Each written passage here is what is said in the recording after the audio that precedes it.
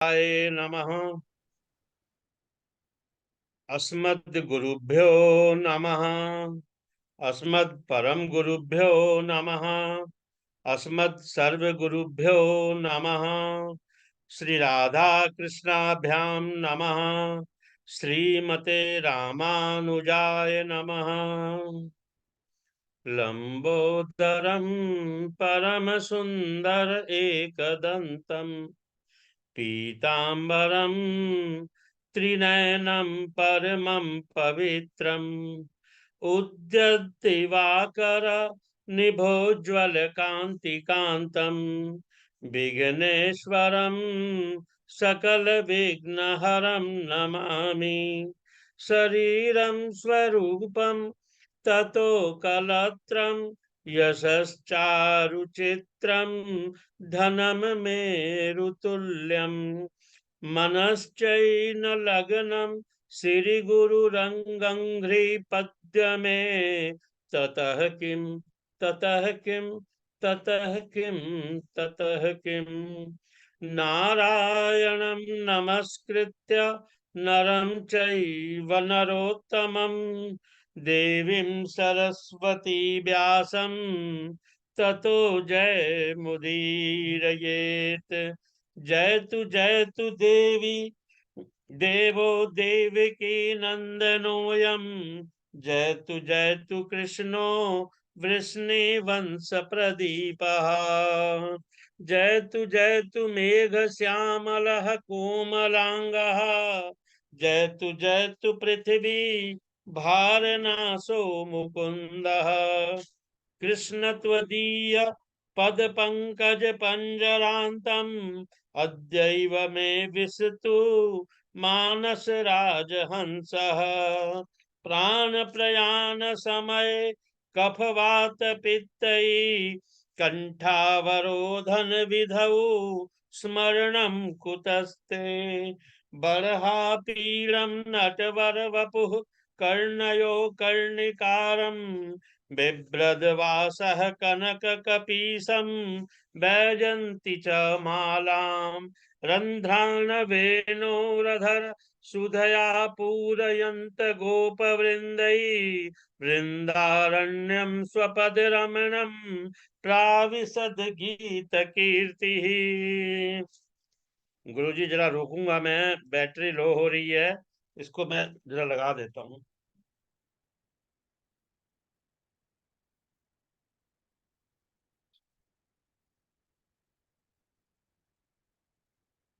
क्षमा चाहूंगा आप सभी से। ध्याये नित्यं महेशं रजतगिरिनिभं चारुचन्द्रावतंसं रत्नाकल्पोज्ज्वलांगं परशुमृगवरभितिहस्तं प्रसन्नं पद्मासीनं समन्तात् अस्तुतममर्गणैर्व्याघ्रकृतिं वसानं विश्ववाद्यं विश्वबीजं निखिलभयहरं पञ्चवक्त्रं त्रिनेत्रं रामाय रामभद्राय रामचंद्राय वेधसे रघुनाथाय नाथाय सीताया पतये नमः। अंजनानंदनं वीरं जानकी शोकनाशनं कपीसमक्षहन्तारं वन्दे लंका भयंकरं। मूकं करोति वाचालं पंगुं लंघयते गिरिं यत्कृपातमहं वन्दे परमानंद माधवम। भक्त भक्ति भगवंत गुरु चतुर नाम बपु एक इनके पद वंदन किए नासत विघ्न अनेक। बोलिए शाम सदा शिव भगवान की जय। परम मंगलमय परात्पर पर ब्रह्म परम पिता परमात्मा अकारण करुणा वरुणालय अकारण करुणाकारक अचिंत कल्याण गुणगण निधान सर्वेश्वर सर्वाधिक पति श्रेष्ठ आचरणवान प्रजा के सुखदाता एवं संहार करता पार्वती नाथ प्रथम आदि गणों के स्वामिन आकाश आदि अष्टमूर्तियों वाले विश्वरूप विज्ञान के पूर्ण ज्ञाता देवादिदेव त्रिनेत्रधारी दुस्वप्न नाशक पंच तत्व उत्पादक विश्वेश्वर मंगल करता आदि अंत रहित सब के कारण श्री श्याम सदाशिव भगवान के चरणों में कोटि कोटि प्रणाम, नतमस्तक वंदन एवं अभिनंदन। पराम्बा भगवती जगदीश्वरी, शंकर शिव प्राण वल्लभा, आदि जगत में व्याप्त रहने वाली जगत की आधारभूता परम शक्ति श्री जगदम्बा मां पार्वती के चरणों में कोटि कोटि प्रणाम। समस्त भूतादि सिय राम मैं सब जग जानी, करहूं प्रणाम जोर जुग पानी। उपस्थित सभी भक्त समुदाय, जूम ऐप के माध्यम से जुड़े हुए सभी सहपाठी, आप सबका हार्दिक अभिनंदन, गुरुदेव के चरणों में बारंबार प्रणाम। कल के वक्तव्य में आपने सुना कि किस प्रकार हिरण, उसकी छोटी बहन और उसका पति यानी नर हिरण बारी बारी से वहां जाते हैं और भील उनको आज्ञा दे देता है कि आप अपने बच्चों का पालन करके आइए। अब तीनों ने सलाह किया कि हम तीनों वचन दे के आए हैं तो हम तीनों को वहां जाना चाहिए। इस पर बड़ी हिरण कहती है कि सबसे पहले मैंने जो है वचन दिया है तो इसलिए मैं जाऊंगी। आप अपने पति से कहती है कि आप मेरी छोटी बहन के साथ रह करके और इन बच्चों का पालन कीजिए। यह सुनकर छोटी बहन बोली, बहन मैं तो आपकी दासी हूं, इसलिए मैं भी तो भील से प्रतिज्ञा करके आई हूं। तब हिरण ने कहा, प्रिय, माता के बिना बच्चों का पालन कठिन है, इसलिए आप यहाँ रहो रहो और मुझे जाने दो। इतना सुनकर दोनों हिरणी, और मतलब बड़ी बहन भी और छोटी बहन भी, दोनों व्याकुल हो गई। अपने पति से बोली कि नाथ, विधवा स्त्रियों का जीवन तो व्यर्थ होता है, आपकी मृत्यु हो जाने पर हम कैसे जीवित रहेंगी, इसलिए हम भी वहां अवश्य चलेंगी। यह कहकर वे तीनों अपने बच्चों को समझा बुझा करके वहां से चल पड़े। बच्चों ने देखा हमारे माता पिता तो जा रहे हैं, अब हम यहाँ क्या करेंगे, हमें यहाँ नहीं रहना चाहिए। अतः वे भी उनके पीछे पीछे चल पड़े। उन्होंने विचार किया कि जहां हमारे माता पिता अपना जीवन देंगे, हम भी उन्हीं के साथ अपने प्राण गंवा देंगे। इस प्रकार वे सब के सब वहां जा पहुंचे। भील ने उन्हें आया देखकर झट अपना धनुष पर बाण चढ़ाया। जैसे ही धनुष पर बाण चढ़ाया, उसके हाथ से बेल पत्र के पौधे पत्ते टूट कर गिरे और उस पे जो जल की बूंदे थी, ओस के जल की बूंदे, वो भी गिर करके शिवजी पर जा चढ़े। इससे उसके चौथे पहर की पूजा पूजा हो गई। सारे उसके दुष्ट कर्म और पाप कर्म जो थे नष्ट हो गए और उसे ज्ञान प्राप्त हो गया।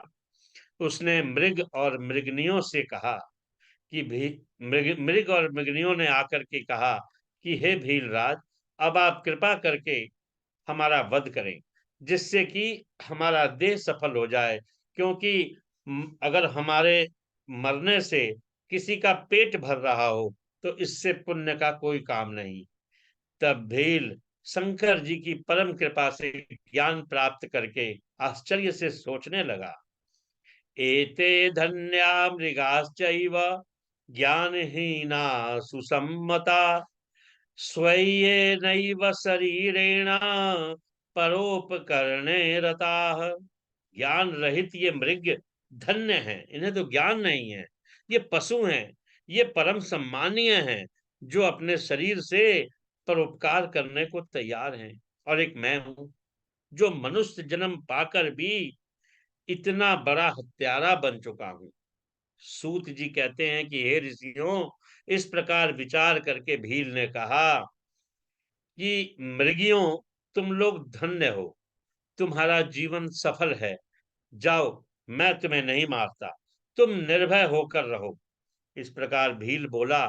जैसे ही बोला ये बात, स्वयं वहां पर शंकर भगवान अद्भुत रूप से प्रकट हो गए और बोले, भील राज, मैं आप पर संतुष्ट हूं, अपना मन चाहा वर मांग लो। भगवान शंकर की बात सुनकर और उनको देखकर भील झट से शंकर जी के चरणों में गिर पड़ा।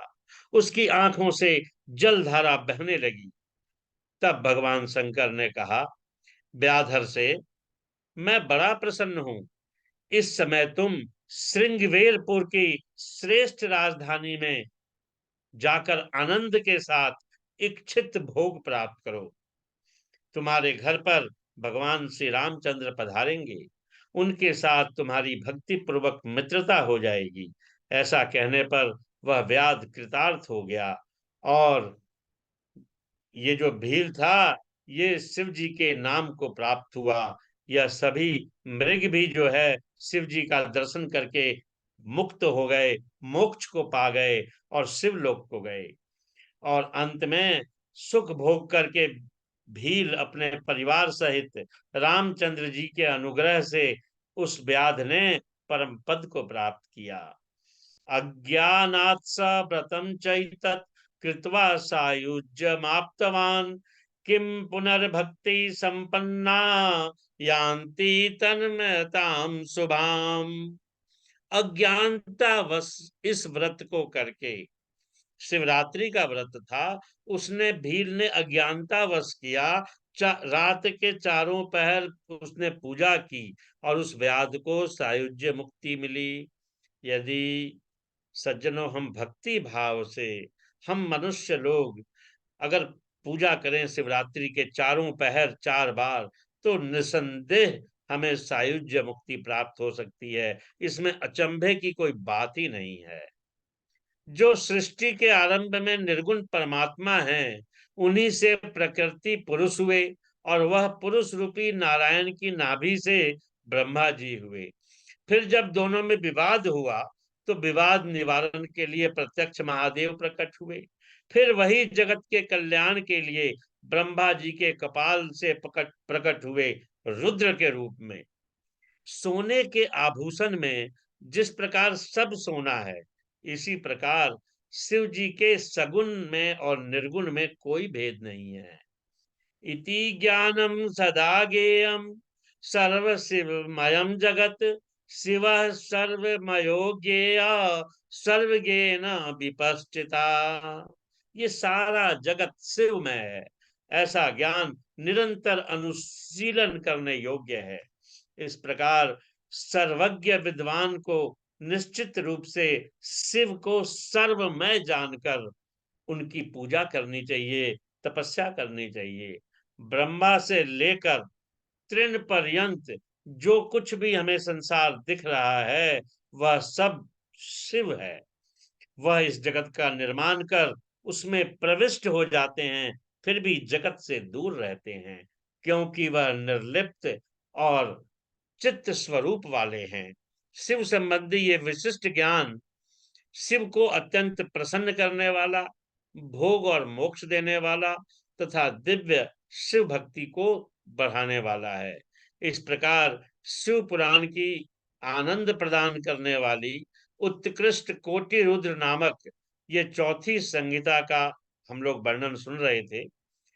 अगर मनुष्य सावधान चित्त होकर भक्ति पूर्वक इसको सुनता है या सुनाता है, उसे लोक में सारे इच्छित जो उपभोग हैं वो उसे प्राप्त होते हैं, और अंत में उसे भगवान की परम गति को प्राप्त वो होता है।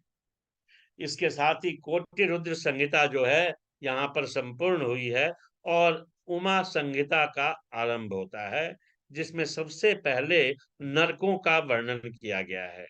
सनत कुमार जी कहते हैं कि हे व्यास जी, शरीर मन और वाणी से 12 तरह के पाप करते हैं हम लोग। न केचित प्राणिनः सन्ति येन यान्ति यमक्षयम्, अवश्यम ही कृतम कर्म भोक्ता वयम त्वदिचार्यताम। ऐसा कोई प्राणी नहीं जो यमलोक नहीं जाता।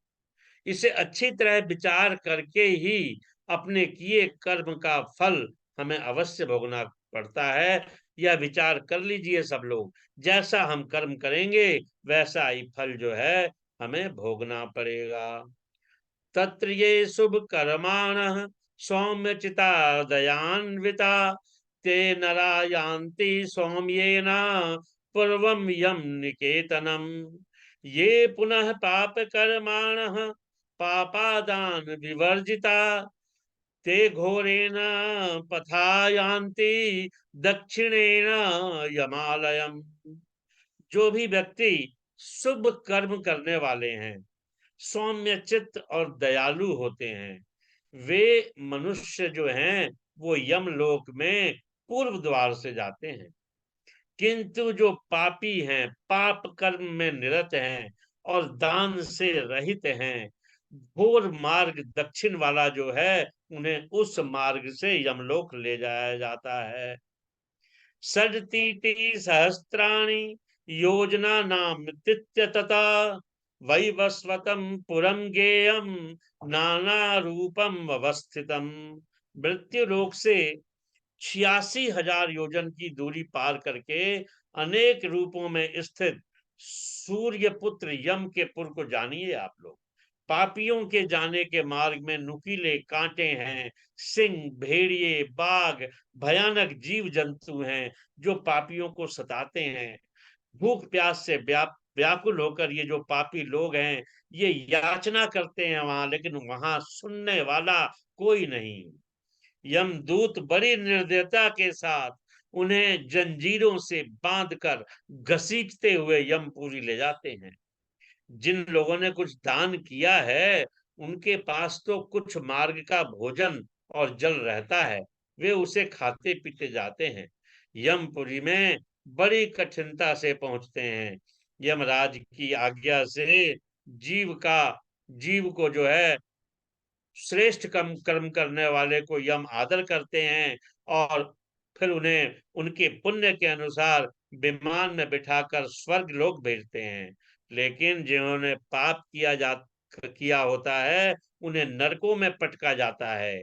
ये नरक जो हैं, पृथ्वी के नीचे 7 पर्दों के भी नीचे अत्यंत अंधकार में है। वह नरक 28 प्रकार के हैं। जैसे खोटे सोने को अग्नि में डालकर हम शुद्ध करते हैं ना, उसी प्रकार पापी जीवात्माओं के पाप मैल को दूर करने के लिए उन्हें नाना प्रकार की नरक अग्नियों में डालकर शुद्ध किया जाता है। जिन पापियों ने माता पिता गुरु को फटकारा हो, उनके मुख विष्ठा से भर दिए जाते हैं, फिर उन पर प्रहार किया जाता है। जिन पापियों ने शिवालय मंदिर परिसर में अधर्म किया होता है, उनको कोल्हू में पेरा जाता है, फिर सृष्टि के संहार होने तक विभिन्न नरक अग्नियों में पकाया जाता है। जो लोग महात्माओं का, ब्राह्मणों की निंदा करते हैं, उनकी जीभ काट दी जाती है। धन होने पर भी जो दान नहीं करता, उसकी इंद्रियों को पीड़ित किया जाता है। इस प्रकार अनेक प्रकार की पापियों को यातनाएं दी जाती हैं। दान के प्रभाव से यमलोक के जो दुख हैं वो कम होते हैं। सनत कुमार जी कहते हैं, अत्र ये शुभ कर्माण सौम्य चित्ता दयान्विता सुखे न ते नरायांति यम मार्ग भयावहम। इस श्लोक में जो शुभ कर्म करने वाले शांत चित्त दयालु लोग हैं, वो बड़े सुख के साथ उस भयानक यम मार्ग में जाते हैं। जो लोग श्रेष्ठ ब्राह्मणों को चरण पादुका अर्थात जूता चप्पल दान करते हैं, वो उत्तम घोड़े पर बैठकर सुखपूर्वक यमलोक को जाते हैं। सोना और रतन दान करने वाले मनुष्य घोर कष्ट को पार करता हुआ सुख से यमलोक में जाता है। और सभी दानों में अन्न का दान जो है वो बड़ा श्रेष्ठ कहा गया है सज्जनों, क्योंकि ये उसी समय प्रसन्न करने वाला है। यदि किसी भूखे व्यक्ति को अन्न दे दिया जाए भोजन करने के लिए, तो उसको कितनी प्रसन्नता होगी। ये हृदय को प्रिय लगने वाला और बल तथा बुद्धि को बढ़ाने वाला है। इसी प्रकार जल दान की भी बड़ी महिमा है। मनुष्य द्वारा किए गए नाना प्रकार के पापों की निवृत्ति के लिए विभिन्न प्रकार के प्रायश्चित भी बताए गए हैं। उन सभी प्रायश्चितों से बढ़कर भगवान शंकर का नाम स्मरण, ध्यान, ये सबसे उत्तम प्रायश्चित है। पंचाक्षर मंत्र का जप करें और प्रायश्चित करें, आपके पापों का मार्जिन हो जाएगा। इस भूमंडल में 7 द्वीप हैं। ये कौन कौन से हैं? जम्बू द्वीप, पलक्षु द्वीप, सालमल्ली द्वीप, कुश द्वीप, क्रौंच द्वीप, साक द्वीप और पुष्कर। ये 7 महाद्वीप है। जिस द्वीप में हम लोग रहते हैं ना, ये जम्बू द्वीप है। और जम्बू द्वीप के भारत वर्ष में हम रहते हैं। सातों द्वीपों की तरह 7 समुद्र भी हैं।